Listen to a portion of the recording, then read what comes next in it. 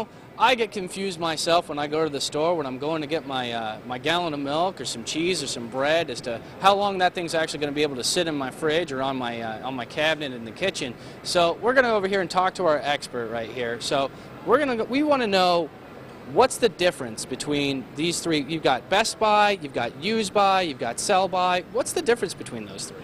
Well, those dates are guidelines as to when a product is really fresh. The only thing that requires an actual expiration date according to law would be baby foods and baby formulas. The other dates are keys for the retailer to say I need to pull this product from the shelf, such as expiration dates, and for the consumer to know how and when to use a product. Now, an expiration date, that's when the manufacturer says it's just not really going to be very good after that. It still may be safe, but the quality won't be very good. A product that says use by, that's the date they recommend for the best quality to use. Often 2-3 weeks after that date, you can continue to use that product.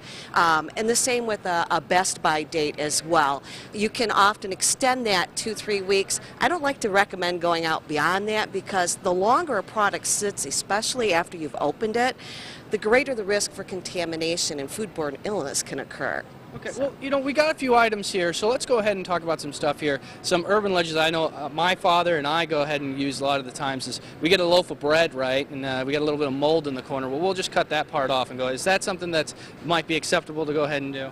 Now, moldy food, here's one thing. Fruit, breads, cheeses, when you see mold, then you know that mold spores have basically infiltrated that food product. You really need to discard it. A lot of people will cut off the mold and continue to use it. They're running the risk that they'll get sick. It doesn't guarantee that they'll get sick, but the recommendation is mold will spread, the spores spread, you won't see those, and you can get sick from consuming that food. Now, the number one thing I think of when anybody says expiration dates is milk, because that's the number one thing that sits in your fridge, and you're right on that teetering, and you always do the smell test. Is that pretty much, is that a good test for milk? Well, if it smells sour, you're going to want to throw it out, but no, not really. Unopened milk will keep in the fridge for about a week. Once it's been opened, it will turn sour quickly.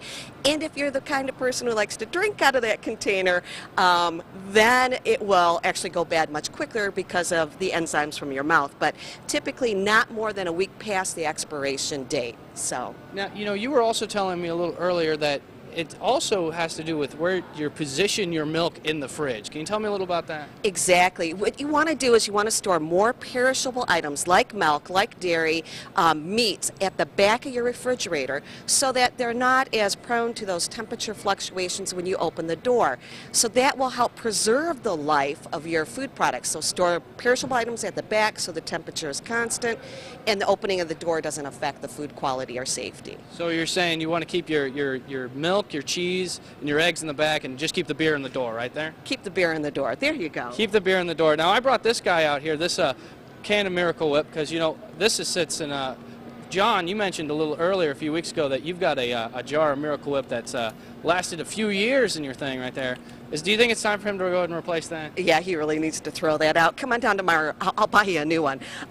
So these items, before they're opened, will store in a pantry just like your canned goods. Keep your pantries cool and dry. Heat will actually shorten the shelf life of your canned goods in your jar kind of items. These types of products can actually keep a month, maybe even 2 months after the date if they're not opened.